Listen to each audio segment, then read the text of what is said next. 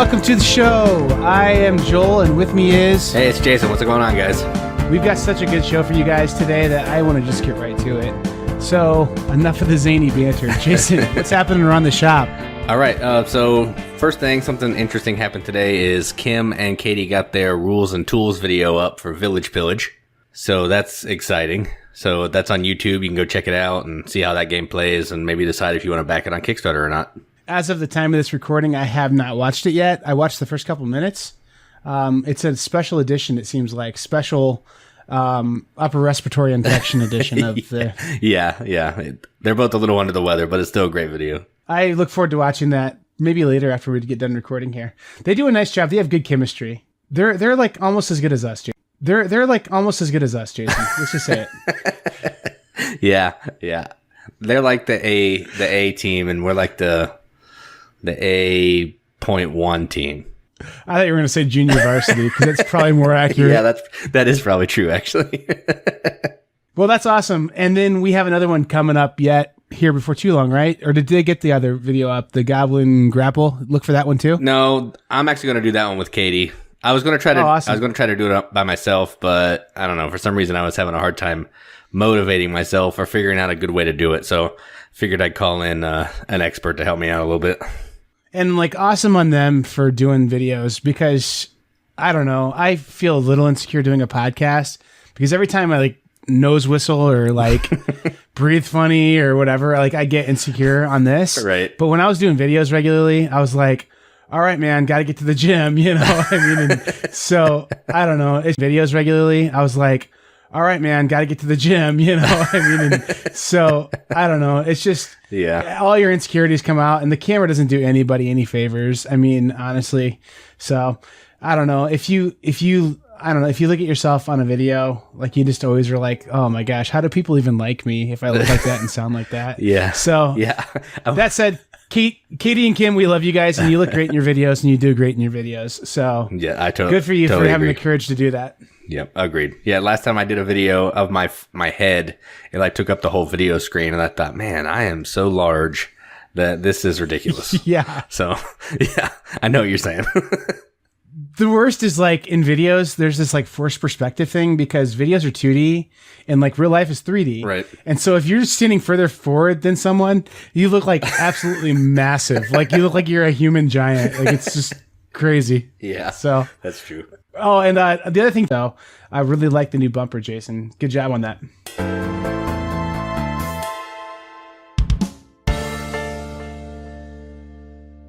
All right, let's talk about some news. First game I wanted to talk about is the new game from Shim Phillips, who did Raiders of the North Sea.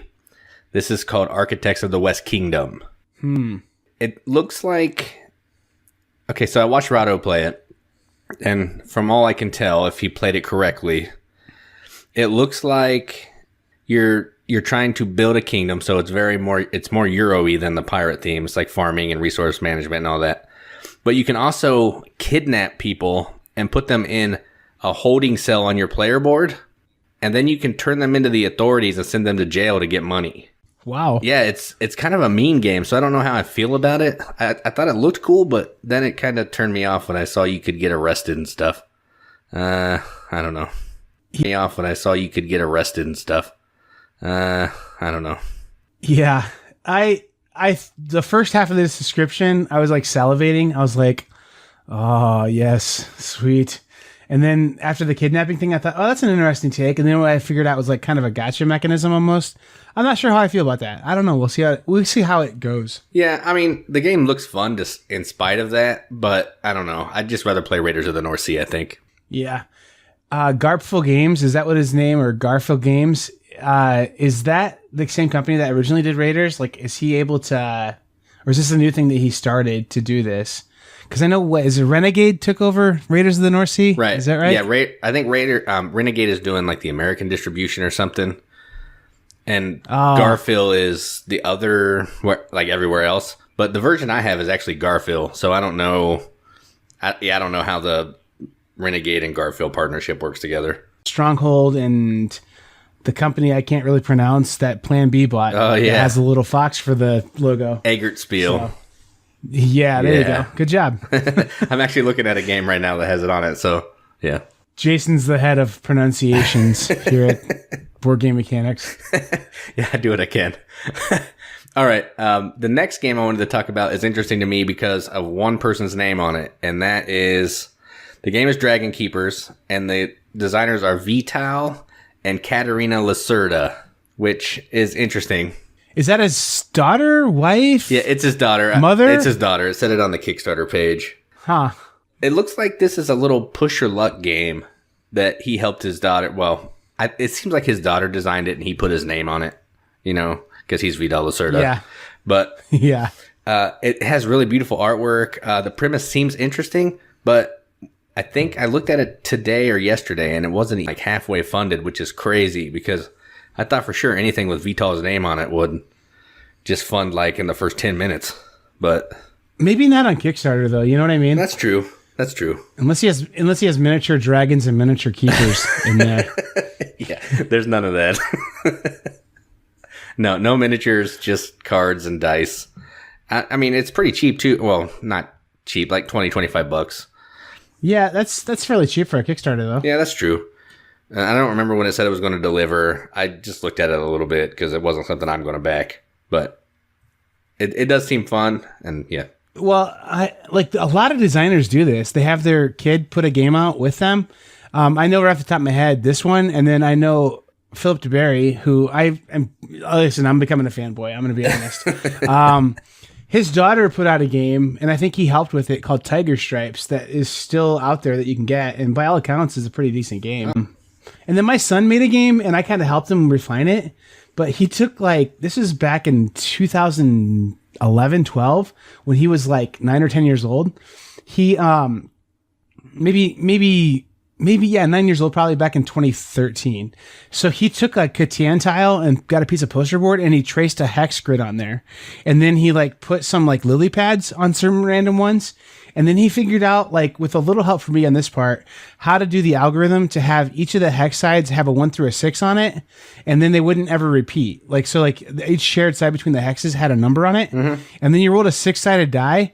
And that was how you could move. So if you rolled a 6, you could go through the 1 and then the next one's 5 to try and do movement. And it was all about moving where these flies randomly showed up at. So the flies had this way to generate, where they'd randomly show up on certain lily pads. And so you were trying to hop from lily pad to lily pad and get these flies, and whoever got the most flies won. And so you were trying to hop from lily pad to lily pad and get these flies, and whoever got the most flies won. And it was kind of a cool movement mechanic that if you rolled a 3, you could go through the 2 and the 1, or the 1 and the 2, or through the 3. And so anyway, that was his game that he made when he was 9 or 10, and I probably should have actually done something with it, but adorable kid on Kickstarter thing, or whatever. So yeah, you could have made a killing for sure. Maybe. And it was actually not a bad game.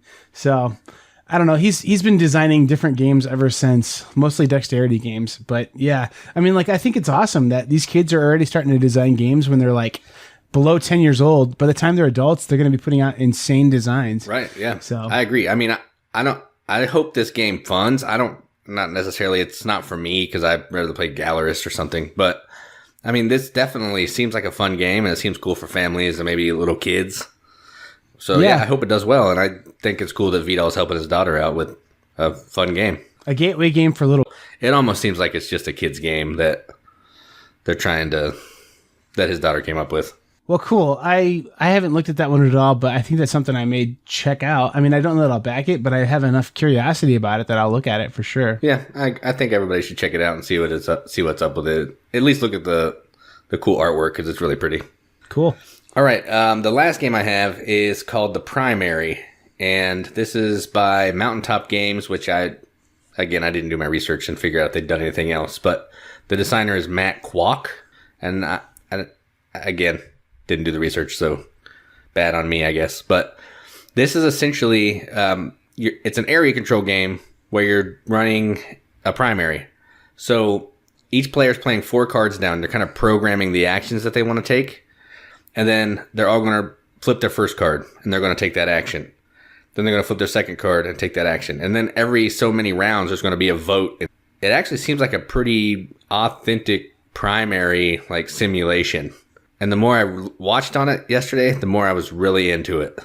Huh. Like, I seriously kind of want to back this game. It's that interesting to me. I'm definitely going to have to check this one out because that of the three you talked about today, this one seems the most like, oh, it made the list because it's an awesome game.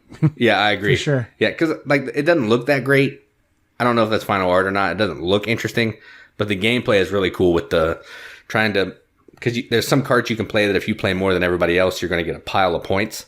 But if you don't play more than other people, then you've just wasted those cards and you didn't get to do anything. So you're kind of trying to get in other people's heads and trying to get, put bad campaign ads out on other people while positive campaign ads on yourself to get more influence on the board. It's really interesting. And I'm actually, the more I'm talking about it now, I kind of just want to go on Kickstarter and click back. What was the price? I think it's to get more influence on the board. It's really interesting. And I'm actually, the more I'm talking about it now, I kind of just want to go on Kickstarter and click back. What was the price point on this one and how many days do we have left, roughly? I think it's pretty new. So I think it still has like 30 or something. And I think it was $35 if I remember correctly. Reasonable. Yeah. And I think that included shipping actually. I have 3 brief things of news I want to talk about. And there's only one on the sheet. Jason loves it when I do this. While we're talking about Kickstarters, just on the off chance that people don't listen to this whole episode, which you absolutely should, because this is an episode that I think I'm pretty proud of. I want to mention Rice Dice. If you're listening to this late enough in March, will likely be on Kickstarter too, which is the Spirits of the Rice Paddy dice game. And it looks like they took a lot of the richness from the card play in that game and put it into a really sleek, quick package. So I think that one looked richness from the card play in that game and put it into a really sleek, quick package. So I think that one looks amazing. I know you're looking forward to that one too, probably as a big fan of Spirits, oh, yeah. The original game. Totally. Yeah. And yeah, I'm not going to give anything else away, but yes, that does seem like an interesting game. Yeah, for sure. So if you don't listen to the rest of this episode, at least look for that on Kickstarter, because I think that's one that you won't see hype because, I don't know, that brand's not a hype machine like other things are, but it's a just good quality game machine. So that's the one. The other one I would talk about, this isn't even a Kickstarter, but this is like, I don't know, I'm going to be a little critical here. God Tier, I think is what the name of the game is. I was reading about this. It was between $150 and $250 for this game, but not even for this game, for the opportunity to play test this game. So like, I don't know. I feel like a lot of people are being critical of these early release or Kickstarter as a pay to play test kind of situation, which is kind of weird to start with, that you're paying $150 to $250 to get a kit to play test a game for someone else. So you're doing them a favor, trying to help them design their game, but you're paying them for miniatures and things, which is kind of a weird premise for me anyway. I don't know that I would participate in it anyway. But then the other thing too is I think people were under the impression that this was going to be going on for months. Like they would get access to this game for months before other people did, and they would get months of gameplay out of this system. Well, it turns out the kits went out back in January or February, and that they're looking at an early April Kickstarter date for this. And the one guy who posted about this said the game is so far from complete that he can't believe it's going to Kickstarter. They don't have rules for terrain.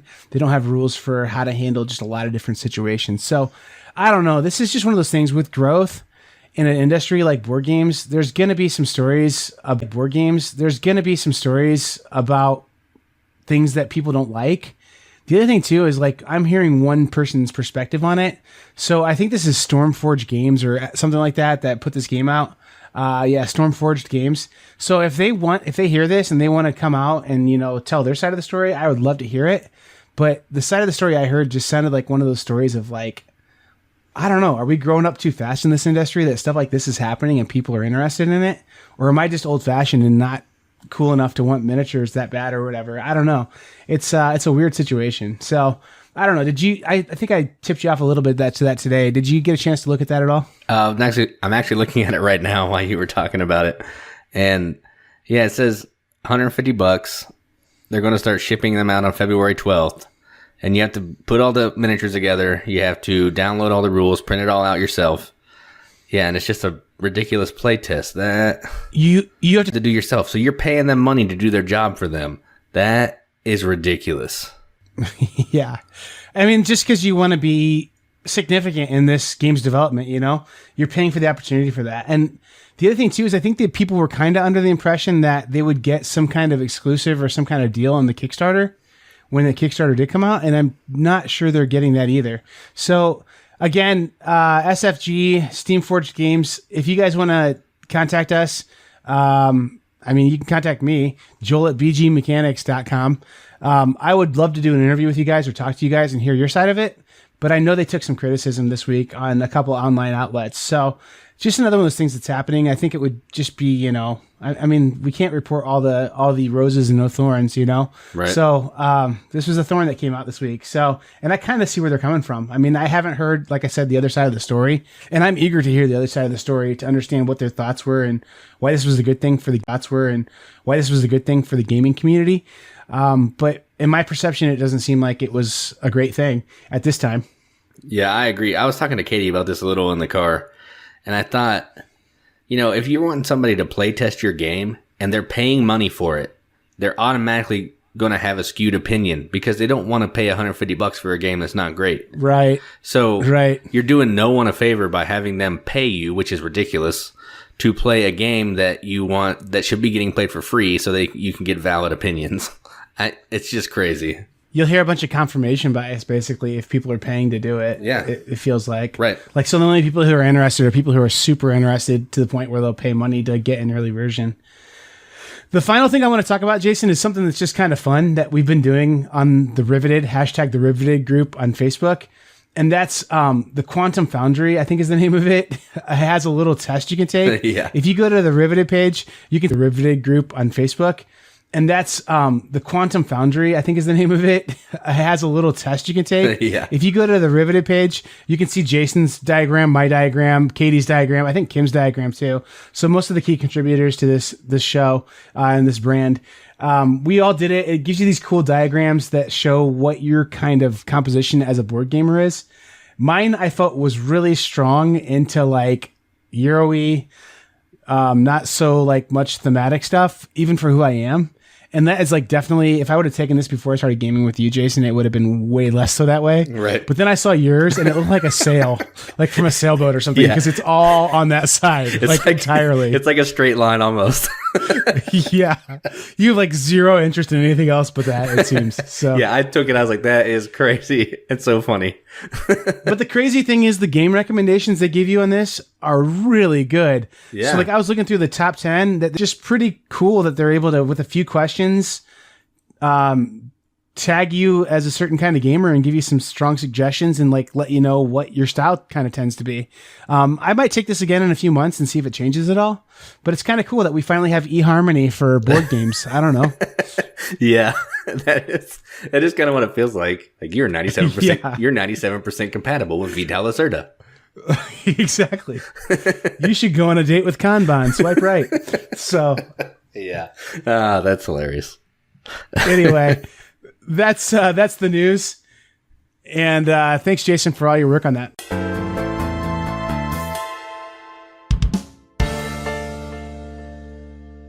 So, Jason, what did you get played this last weekend that is worth talking about on the show today? All right, so the first game I'm going to talk about is an old game, and like this legitimately is old. I think it's from 2005 or something, maybe even older than that. Right. But that's Incan, and like this legitimately is old. I think it's from 2005 or something, maybe even older than that. Right. But that's Incan Gold. And your edition in particular is old. You have the awesome old Fun Again Games version of it. It is. You have to fold the card to turn it into a tent. Yeah, it's awesome. Yeah.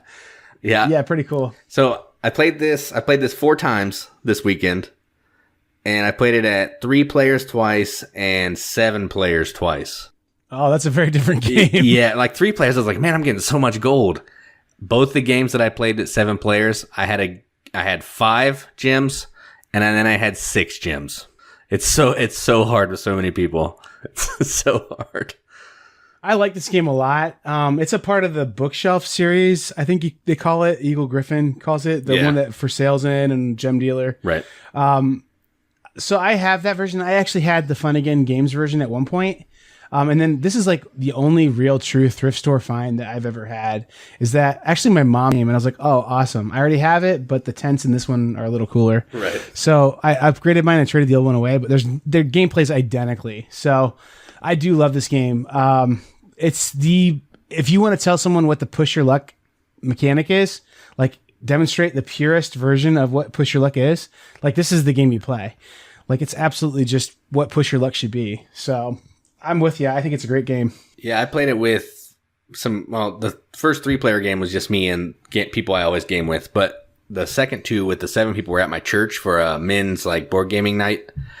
And there were a bunch of people there that don't even play any games. Like the most fancy game they've played is Code Names. So oh boy, I busted this out and they were like, dude, this is so good. And like the older guy that was there, he's like, we need to play that again. Cause he loved it. I was like, you have 2 cards. You're either going to go deeper or you're going to run away. Your choice. And this is the one that was designed by Alan Moon and Bruno Faiduti, right? Yeah. Or something like that. Yeah. Yeah. Pretty crazy. It's so good. I mean, like when we were doing our favorite designers of all time, this is the fact that this and Airlines Europe / Union Pacific and Ticket to Ride are all Alan Moon games, like almost tempted me to put him on my list, honestly. But it's just, I don't know, man. It's such a just sleek, cool little design. Our inside joke on it is whenever we're flipping over cards and one of the treasure cards comes out, like you can get those like certain like totems or whatever. Right. That aren't just points. We like the person who's dealing cards has to like hold the card up so everyone can see it and go, this is the one coming out. Pay attention. This one, the gingerbread man, is coming out because it doesn't matter at all whatsoever. Right. Yeah. Like they're just totally abstract treasures, but yeah. Like we act like it matters. Like, oh, the gingerbread man. Okay, I gotta make sure I know where it's at. You know, right? So yeah, that's pretty fun.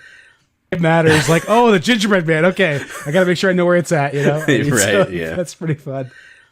Yeah, and the guy does look like a gingerbread man, if I remember right. The one guy does. Yeah, it does kind of. Yeah, then there's like a pot or something. Yeah, it's weird. Yeah, great game though. Absolutely great game. It really is. My first game is going to be in the same category of like lighter games that I played. So Kokoro is the one I played. I had a lot of luck with Harvest Dice and my wife kind of enjoying that one. And with a couple people, I just played Harvest Dice and was just, they were just like, oh, that's a cool little game. So Kokoro is another roll and write game without dice, if that makes sense. It used to be called Avenue, was the original printing of it. And then Indie Boards and Cards put it out with like, I don't know, slight theme of like an emperor or something. I don't know, like, and gathering caterpillars. It's a weird theme, but the game mechanically plays the same as Avenue with a couple little twists on it from what dots, maybe a little more than that even. And you draw this shape in one of your grids, and it just is any grid you want to draw it in. And the thing is, there's regular cards, and then there's like these gold cards. And once 4 of these gold cards flip over, then you score one of the little monuments that you find out at the beginning of that round is going to score. So it's kind of a push your luck thing almost too, of like you're hoping those gold cards don't flip out before you're able to connect that little like outhouse looking building in with the caterpillars. It sounds like the most crazy game ever, but they really are like little outhouses that you hook up with like caterpillars. So with little paths. So it's just kind of a cool little game because you're trying to be strategic and think, oh man, I've got to get this outhouse prepped for the next round or whatever. So like on your turn, you're trying to, strategically figure out where to put this path at. But then the other thing too that happens in this game is you can not write down a shape one time and look at what the next hut is that's going to score. So that's kind of a big advantage one time and look at what the next hut is that's going to score. So that's kind of a big advantage that okay, start working this path towards this other thing. And the other thing that makes this actually a game, like I kind of explained like a doodling activity. But what makes this kind of a game is that you have to increase your score on each one of the huts. So if we know we're going to do hut D first, and I scored 6 points on it, well, then I know that I need to score at least 7 points on, hut F or whatever the next hut is that we're going to have flip over. So it's a neat little game. I would endorse it for being like a decent little $12 filler game. It's got cool little dry erase boards in it too, so you don't have to worry about using up your notepad of like writing pads or whatever that roll and write games have sometimes. So that was Kokoro. Yeah, I think that game is set in the same universe as that Kodama, the Tree Spirits game. Because I played that Kodama game, and the same little character that's on the box of Kokoro is the character that's in that game. The little white, weird-looking... caterpillars or something, I don't know. Yeah. All right, so the next game I played is actually a game I don't have, but my wife and I are so crazy that on our anniversary, we decided to go to a board game cafe and just get away from our kids for a little while. And we played Yamatai. Yes. But you've talked about that before, and it's a Days of Wonder, Bruno Catala, Mark Packian game. And this game, essentially what you're doing in this game is you're picking a tile that's also going to be turn order based on low to high number. And it's going to give you a resource, which is a boat, and then it's going to give you a special power that you may use. Then in your turn, you're going to place some boats out in between some islands. And then based on what color boat you put out, you can build on that island if you meet a criteria and the island is vacant, or you can collect little culture tokens to recruit specialists that give you awesome powers and points. And it's really straightforward. It's really simple, but man, powers and points. And it's really straightforward. It's really simple, but man, it burns your brain a little bit when you're trying to put those boats out and get certain colors around the board and not set your opponent up to make a huge build, one of those 5-6 point special buildings. Oh man, it's such a good game. It is a neat game. The other things that kind of make it a little more convoluted and weird are that some of the resources you can't trade. Sometimes, like I think it's gold, you can't trade with ships. Right. Yeah. Is it gold? And then there's mountains on a few spaces too, which kind of affect like how your ability to build is and like the scoring on it and stuff like that too. So those randomly place every time too. So I definitely like it. It's a game that I don't know. I'll trade it for your copy of The Gallerist, Jason. How about that? I don't think so. I don't think so. But I do think, like, Katie asked me if I thought 5 tribes, but Yamatai keeps sticking with me, and I really want to play it again.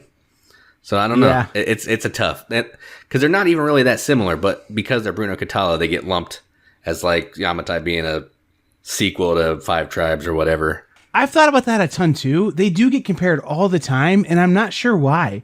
And they're mechanically very different games. Yeah. I mean, like there's some path and routing kind of stuff in both.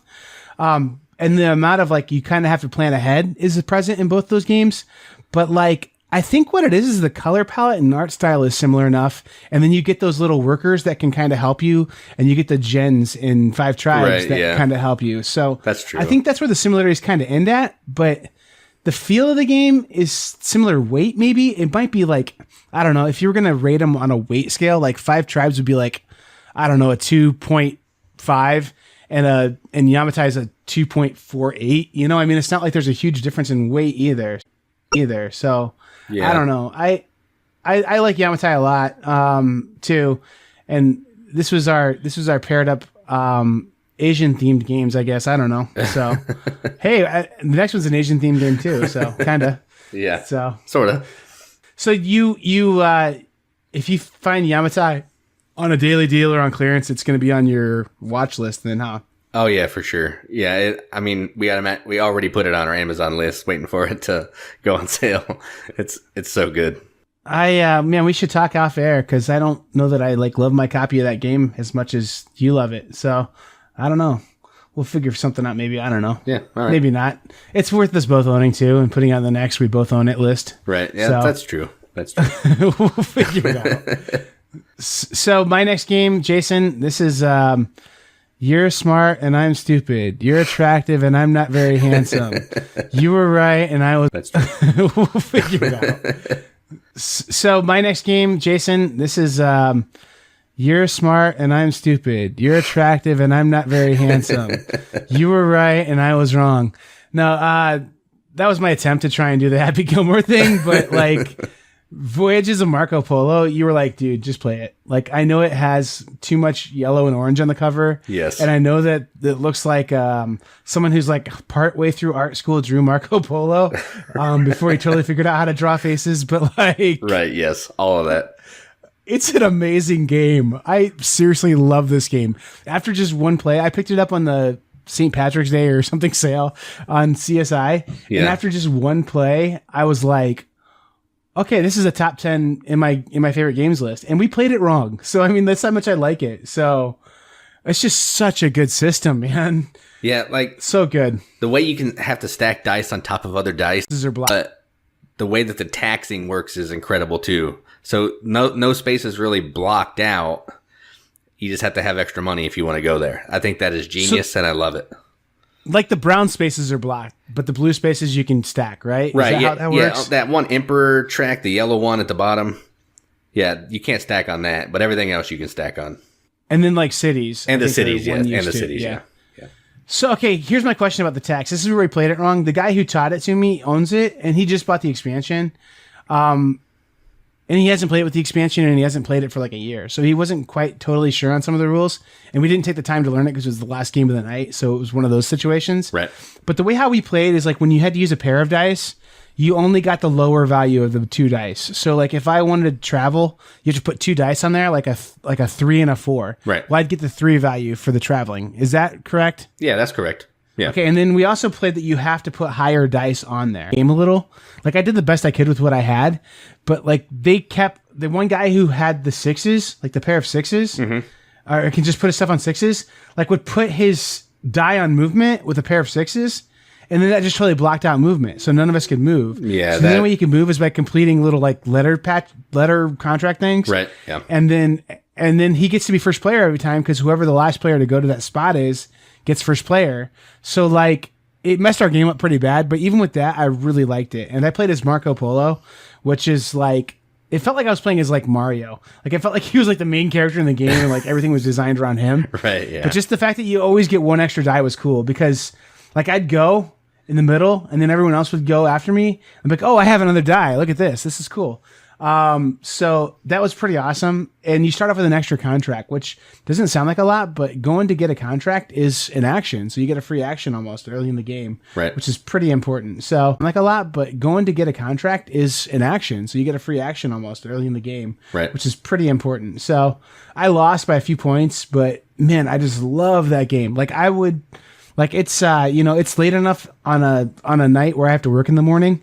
Like I would consider driving to your house 2.5 hours away to play that game and then driving home. That's a slight exaggeration, but like I just really love that game. It really is that good. Yeah. I have the urge to play it so badly. Like I have probably five games that I haven't played yet that I'm super eager to play. But I would say forget all those games. I want to play Marco Polo again. Just Voyages of Marco Polo is so good. I am with you, Jason. I fully endorse this game. Was this number 2 on your top 100? It's up there. Yeah, I think it's number 2. It's either number 2 or number 3. I can't remember, but it's high up. It's going to be in my top 10 too. It's just that right weight where you have to think and make important decisions, but not heavy enough that you feel like you're paralyzed. You feel like you're paralyzed with having to like analyze the board to death and need a dry erase board behind you to like plot out your different actions you can do, you know? Right. Yeah. I mean, like it's just that right heavy punching weight, you know? Love it. Absolutely love it. Yeah. Another thing I really like about it is I like the character that lets you drop trading post off as you're moving. Oh yeah. Every time I can play with that guy, oh man, I love it. You get the 2 extra trading posts too, which is kind of cool. And you just drop them off. You don't have to stop. You just move around. Oh, that guy's amazing. Yeah, the guy I played with says every time he won the game, if he didn't have that character and he won, he had to just pretty much completely ignore his routes, right? Like his trade routes. Like he was like, forget it. It's just too hard because you can't, like the game is so short too, that you can't ever go someplace that's not totally efficient for where you need to drop your little huts at in order to get your routes completed. So, I mean, like I get that. And like, I didn't even make it not totally efficient for where you need to drop your little huts at in order to get your routes completed. So, I mean, like I get that. And like, I didn't even make it to Beijing. So like, of course my movement was totally blocked, but even with movement being totally blocked, using the bazaar was like so fun and so cool that I was like completing contracts just doing that. Of course, the other guy had the guy who's like, give me a good, please. Thank you for the free gold. Right. Yeah. And he was so smug about it. He's like, listen, the only reason why I'm being smug is as you play this game more, you'll find that whoever plays this character gets totally smug about the free goods they get. So yeah, I probably would be too, honestly. So yeah, it's a good game. I totally agree with your choice. All right. So last night I played a game about making dresses with my wife called Rococo. And I know this is a game that you're a little hesitant on with the theme, but I was hopeful for you that I was like, oh, you found a copy of Predaporter. Awesome. No, I wish. Yeah. No, but you're turning in goods to fulfill a contract. And then you take that dress that you made, you can either sell it for money or you can put it in the ballroom to score points at the end of the game. There's like 6 rooms in the ball, and you're trying to get area majorities in those rooms for some huge points. Then you're also trying to build these statues that are going to help you get income throughout the game.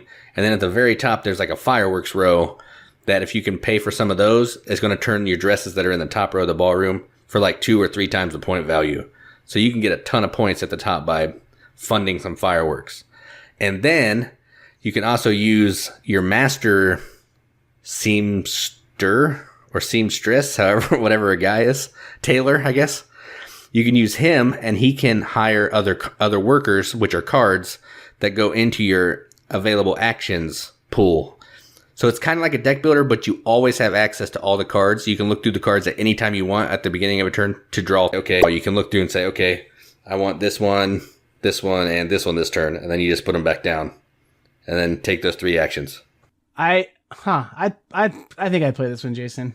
It's really good, and it's super fast. It takes like an hour, maybe. It's not long. It doesn't outstay its welcome. You're just getting into it, and then it's over. It's really good. Yeah.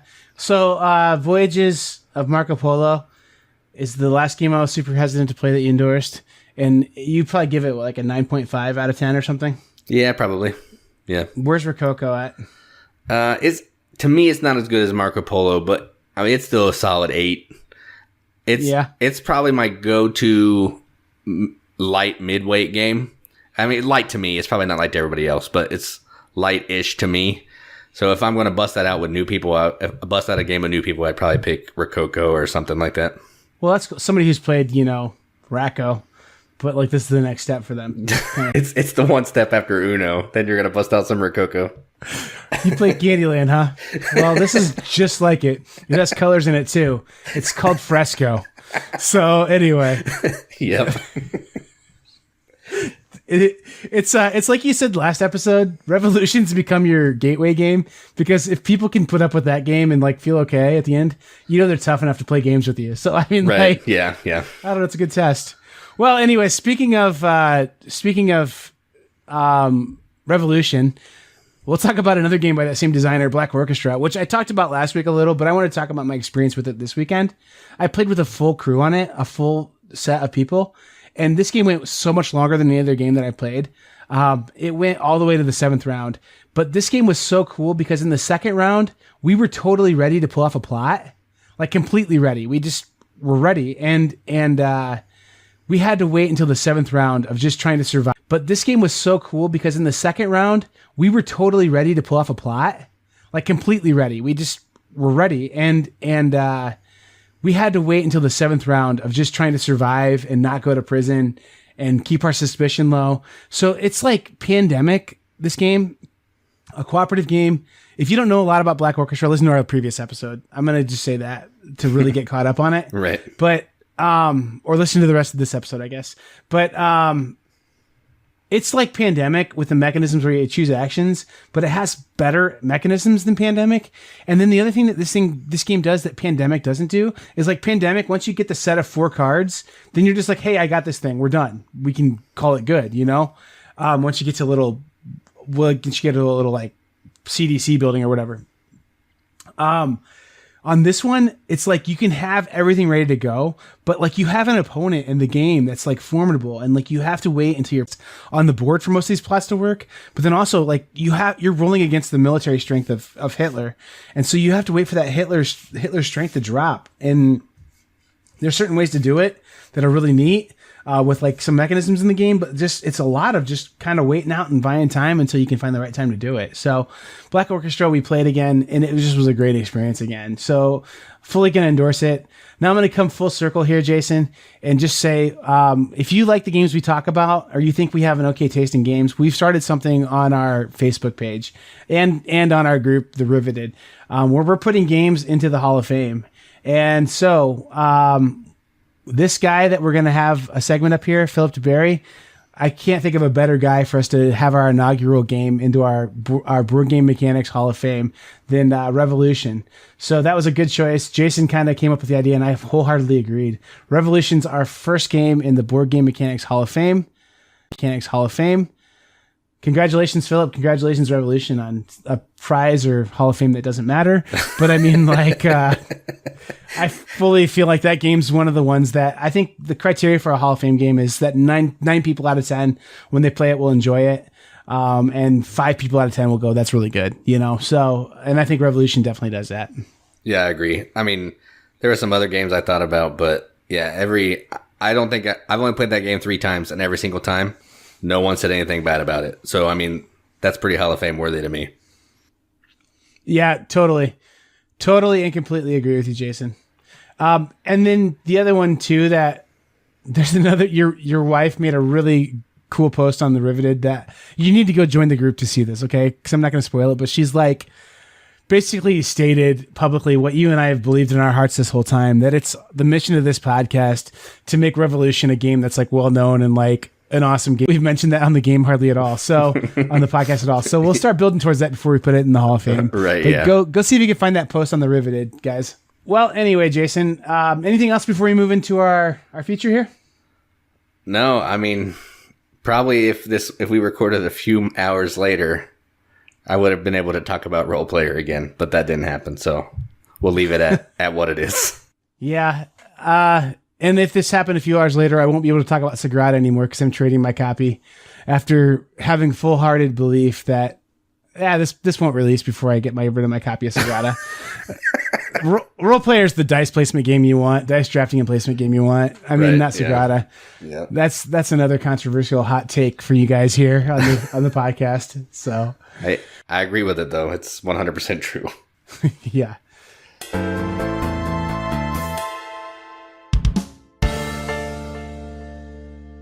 All right, guys.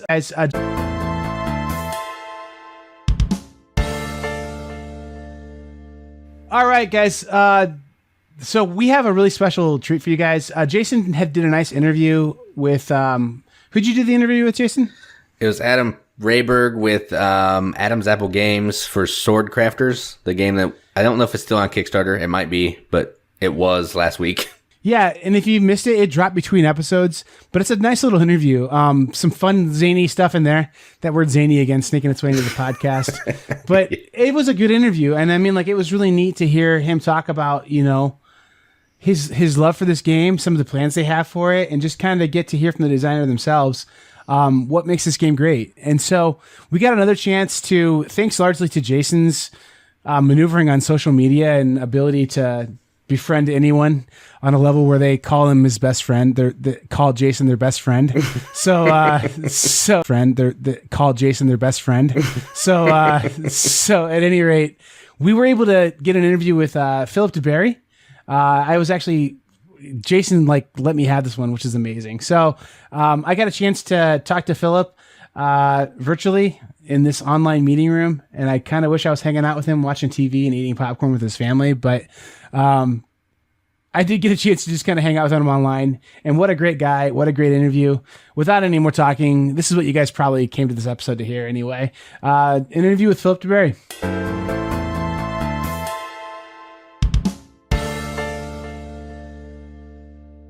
I'm here with Philip duBarry, and I think, Philip, you have the unfortunate distinction of being what I would call the most underrated game designer in modern board game design, which I guess is kind of a mixed blessing there a little bit.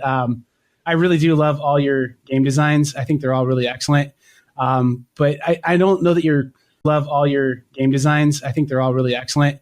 But I don't know that you're quite in that felt category yet. I think you will be with some of your upcoming projects and some of the stuff I've been playing lately.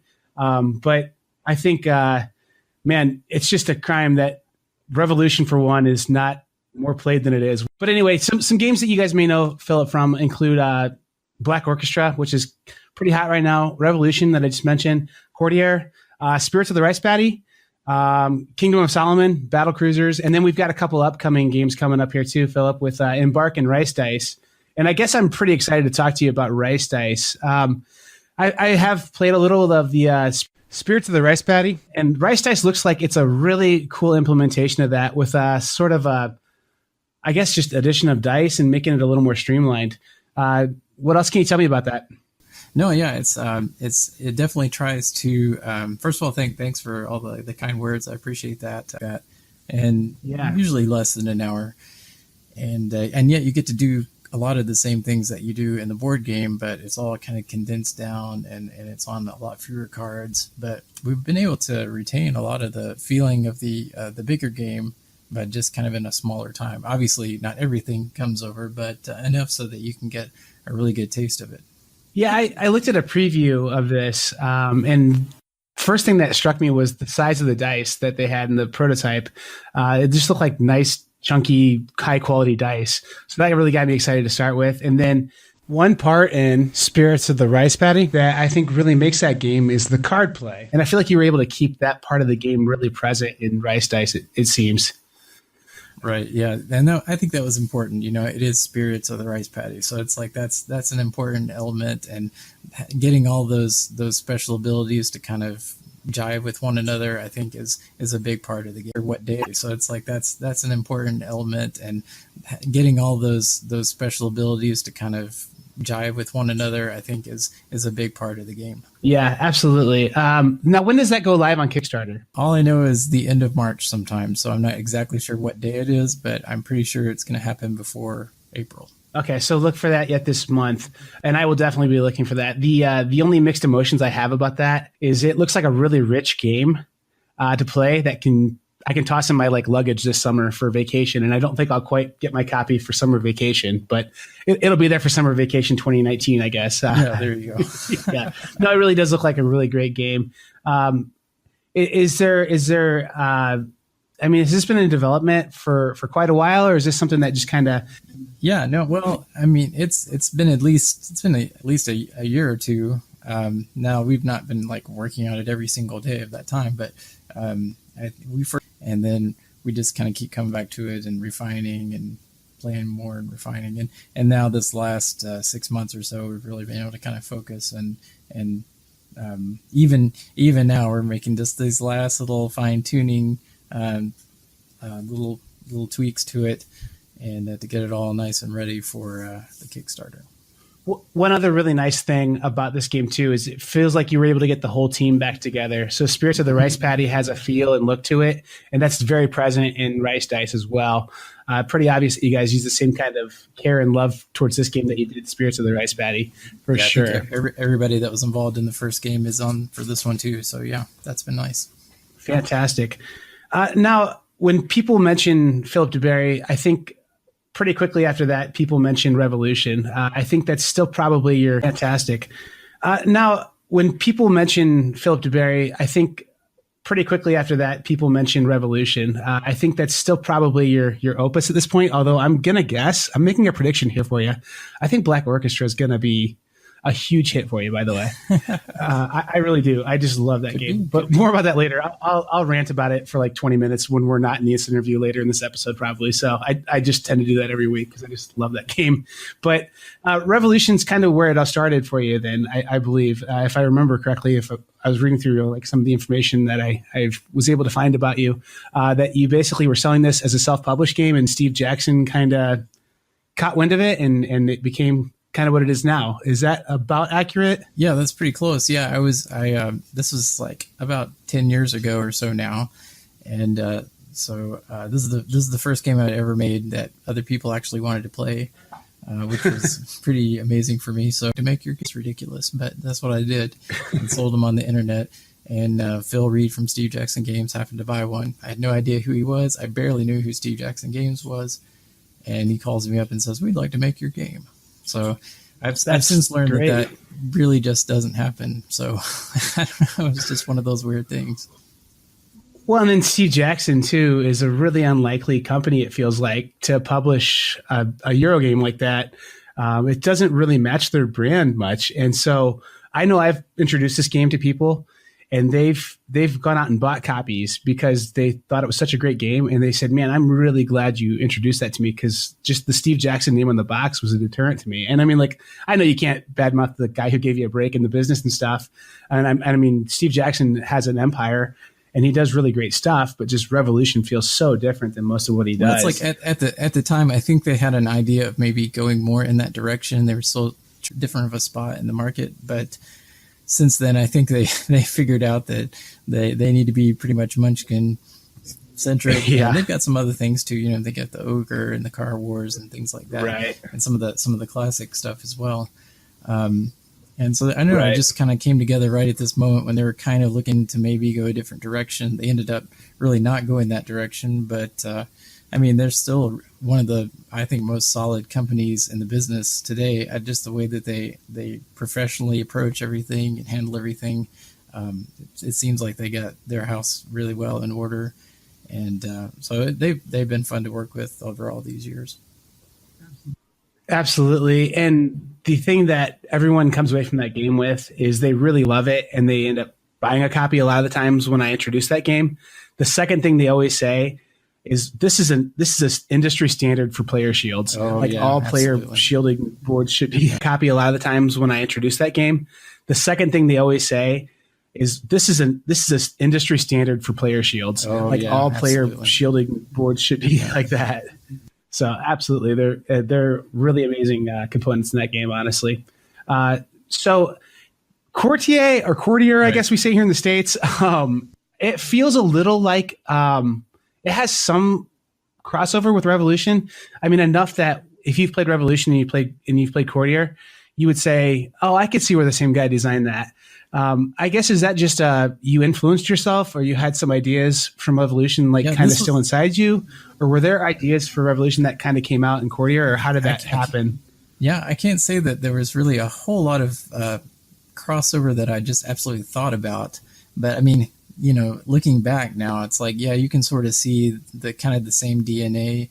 The thing that I really like, and you can see this in even some of my other games, look over all this mess and figure out the answer to the puzzle. You know, it's like, how am I going to make this work for me? Yeah.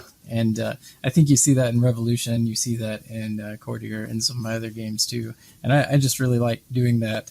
And so that's just kind of, I think, one of my the style that I go for a lot of times.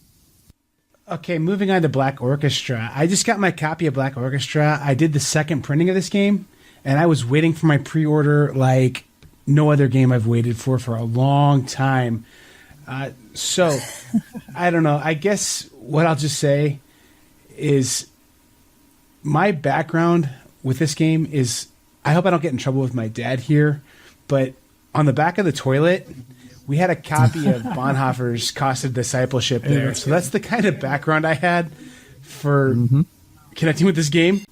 Develop this game, your love of history. What made this game happen? How did this get created? What happened with you that this was a thing? Yeah, I think that probably all the above is the right answer, but it was Eric Metaxas's Bonhoeffer biography that just really put me over the line for wanting to do a game like that. Now, I've sort of been a history buff, you know, my whole life, and been interested in the World War II stories in particular, and you know, the rise of Hitler and all of that, and you know, it's just such a stark good versus evil kind of story, at least the way we look at it, and so that, you know, that's sort of has captured my imagination from, you know, since I was a kid. And I guess I had recently been reading some more things about that. I had read Albert Speer's book, which you sort of need to take with a grain of salt, things about that. I had read Albert Speer's book, which you sort of need to take with a grain of salt, but it's kind of an eerie sort of look at the inside of how some of that stuff worked. And but then to read the Bonhoeffer book, which is just absolutely an amazing book. Even if you're not a Christian, I think you would really enjoy that book. And it's a page turner. It's just an exciting and dramatic story, and so, you know, I just got my mind going that I could make a game like this, and I needed to. This could work as a good subject matter. And I just love that there's a potential that Bonhoeffer's story is going to get out there a little more. So this game, to me, when you try and explain some of the mechanics to people, it's like you can't really give the whole experience of the game to them. For me and my experience of it, I mean, I sat down and played this game, and it just moved me in a way that would really been moved by a game this way in a long time. So these event cards would flip, and the way how the different tracks would be manipulated and how they related to these real historical events, just the way how it made me understand and have just such a deeper sense of empathy for what these people were trying to do as a part of this resistance movement, and just how their opportunities were so few and how things had to have lined up just the right way to try and make Project Valkyrie or the Black Orchestra be successful. Just all that comes so alive in this game. I absolutely love it. And that's really what I was after. I mean, I wanted players to have some of those same conversations that the real people involved might have had, and to have some of those same feelings and the kind of the same emotions, and so yeah, that's absolutely what I was going for, and I think it sort of worked out that way. What I was going for, and I think it sort of worked out that way. Absolutely, just love this game. It's my favorite co-op game right now, and I'm gonna say that this game, like, I lost sleep over it because I was thinking about like playing it again. Like, that's the kind of influence it had on my mind and my thinking. I just absolutely love it. It's so good. And I can tell it was a labor of love, that you definitely put your heart and soul into it too. I mean, you can feel it. I mean, it just feels like art. It feels like board games as art. So how long was that game in development? How long were you working on that? I think that's probably the game I've worked on the longest of any of them. And, worked on it the longest. It's like not just had to wait the longest for it to be published. I did wait a very long time for it to be published, but I mean, we hammered and hammered and hammered on that thing. So,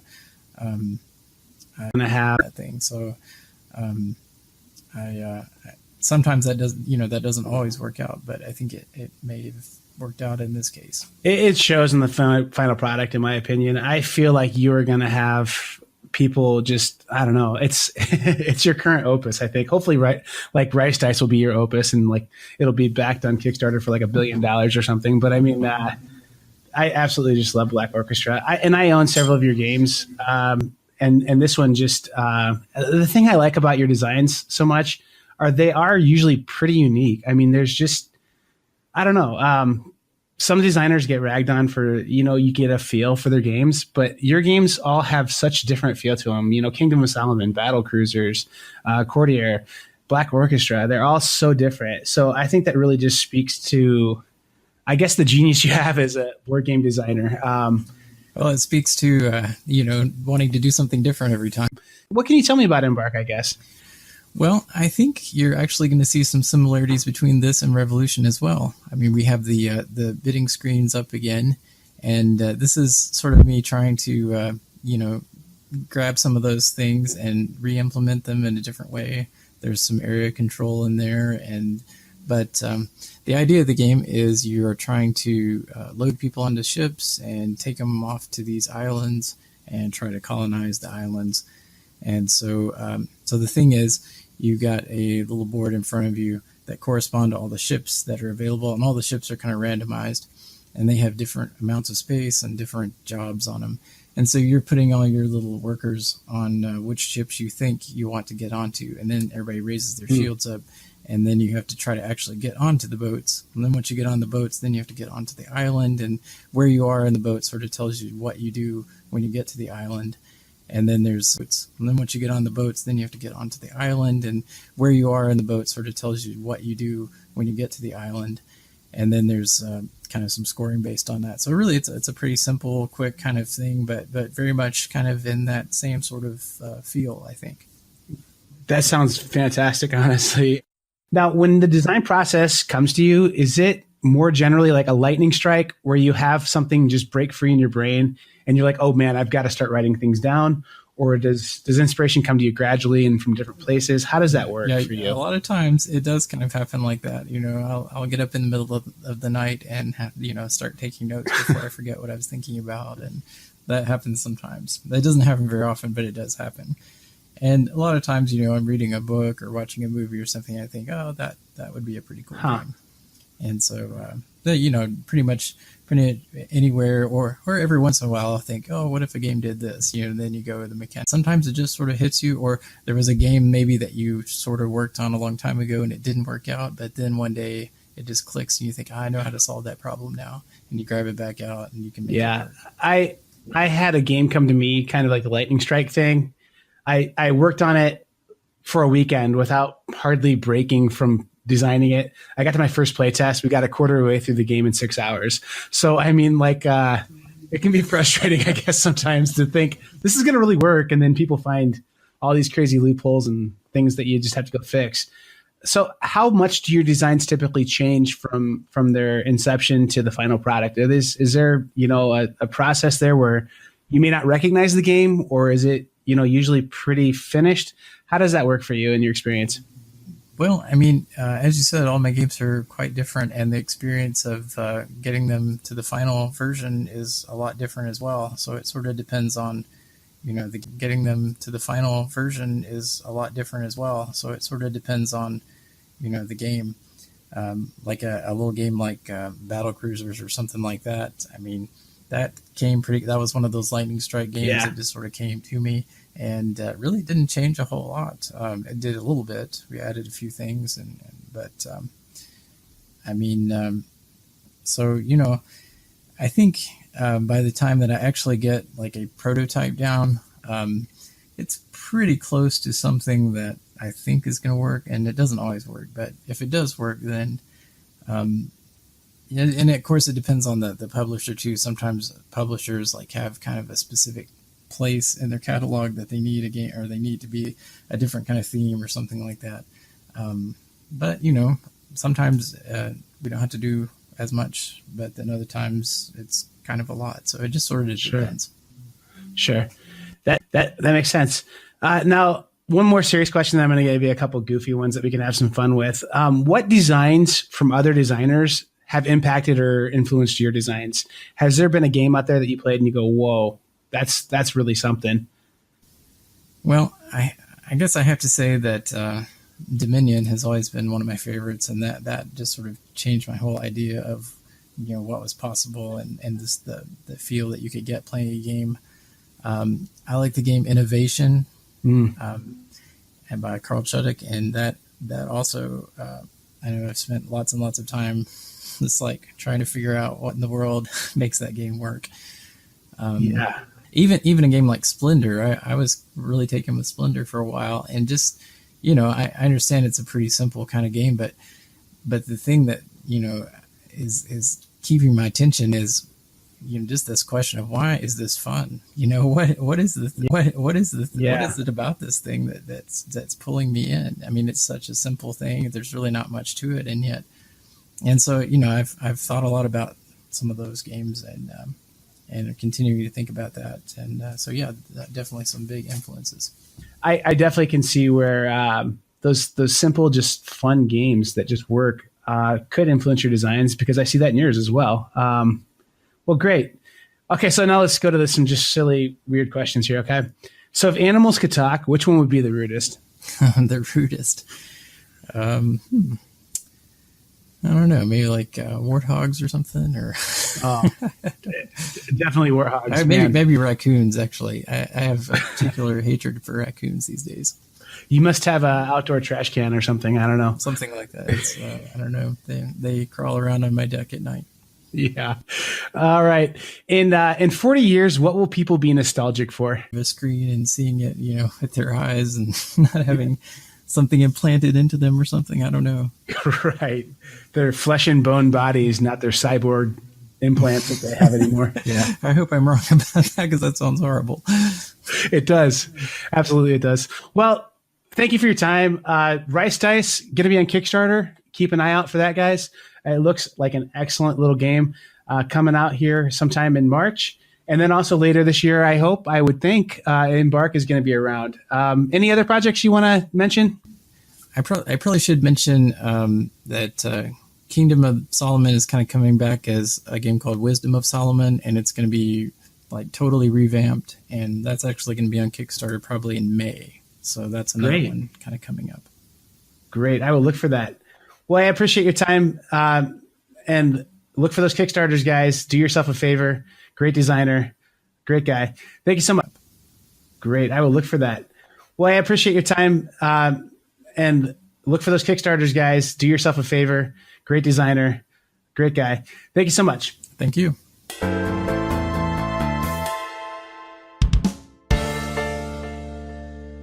What a good guy, Jason. I really love talking to him. And you can just tell that he really, he just puts so much thought into his designs, and he puts so much thought in just being an awesome person too. I'm looking forward to all of his projects coming up. And the Rice Dice thing I know is what a lot of people know is coming. But the other game coming out from TMG there, looks like a really great little product too. I guess it's not little. It looks like a little like harbor-sized box, but as I'm looking at more mock-ups, it looks like it's going to be a full-size box game maybe. So another cool game that may get in the Hall of Fame one of these days. Yeah, the game that I was excited that he mentioned was Wisdom of Solomon. Kingdom of Solomon is, I love working an even better game. So when I heard him talk about that game, I immediately started drooling a little bit.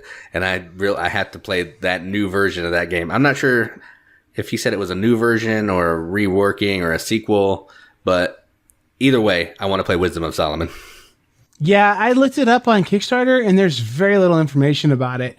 But the way how old PdB, I don't know if he's been called that in his life before or not. That's what we kind of call him behind the scenes. Yeah. Our boy PdB, what he kind of tends to do is just drop these bombs, it feels like. So like Rice Dice, like he said he'd been working on it for quite a while, and it just kind of came out of nowhere. It was like, whoa, look at this polished, awesome game. And then the same thing with, I lost for the name of that TMG game. Embark, yeah.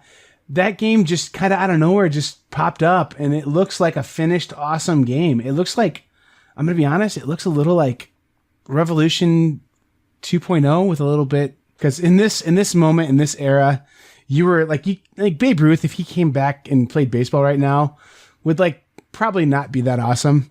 But in his era, he was amazing. And the same thing with Revolution. Maybe it gets replaced with this new game. Maybe it doesn't, but it doesn't matter. In its era, that game's awesome. So anyway, that's all I've got to say.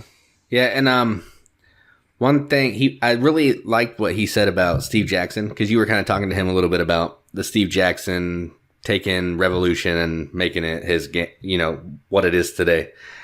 And even though we think that Steve Jackson maybe didn't do that game a favor, he spoke super kindly of Steve Jackson, that he's thankful for the opportunity. And he thinks they're amazing people. And that was just interesting to me that, yeah, even though we feel that that game should be way more popular than it is and get way more publicity than it does, he still seems like it was done exactly the way that it should have been done at the moment that it was done.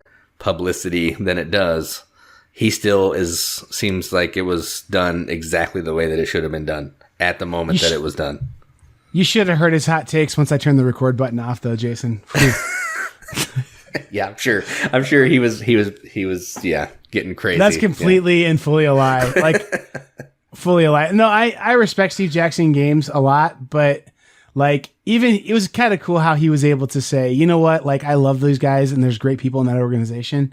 But since they picked up Revolution, they've basically decided Euro games aren't their thing, and that if it doesn't say Munchkin on the box, they aren't super into it. And so, I mean, I agree. I think that, I don't know, Revolution's just such a good game, and it's just weird that Steve Jackson Games, who doesn't do Euro games at all, has a fabulous Euro game in their stable, and people just aren't hearing about it. So that's why it's in the Hall of Fame, because you guys can hear about it here. Yep, that's true. Well, good deal, Jason. I'm done. Anything else? No, we just have to come up with a word again. We got to do the word. I don't know. What was our weird hot takes? Hot takes could be our word. Yeah, I like it. Sure. Let's go with that. People are going to be posting hot takes on our Facebook page, and people won't understand why. And I kind of love that. So anyway. Yeah, I love it. It makes me laugh a little every time I see it. All right. Well, hey, thanks for listening again for the third time. I think I've said that now. Yeah. Ending shows is hard, guys. I don't want to say goodbye. Yeah. Well, I mean, we'll be back next week. It's all good. Have a great weekend. Play Revolution. Play Voyages of Marco Polo. Play Rococo. Play something fun. Just post about it on Facebook after you get done. Put pictures up on the Riveted. We love it. Yep, we do. Maybe if we like a game that you have, we'll spotlight it or something, or we can discuss for possible Hall of Fame. Fun. Just post about it on Facebook after you get done. Put pictures up on the Riveted. We love it. Yep, we do. Maybe if we like a game that you have, we'll spotlight it or something, or we can discuss for possible Hall of Fame entry. Or put you in the Hall of Fame if you're a super fan. That's true. Yes. I'm looking at you, Mike Picorni. Oh my gosh, we almost forgot. We have to give a shout out to Katie Sandy Smith for tagging someone on the Riveted this week too. Oh yeah, she did do that. She might hurt me if we don't say that. Give her an actual high five for me too, Jason. All right, yeah, I'll do that. I can do that. All right, see you guys. See ya.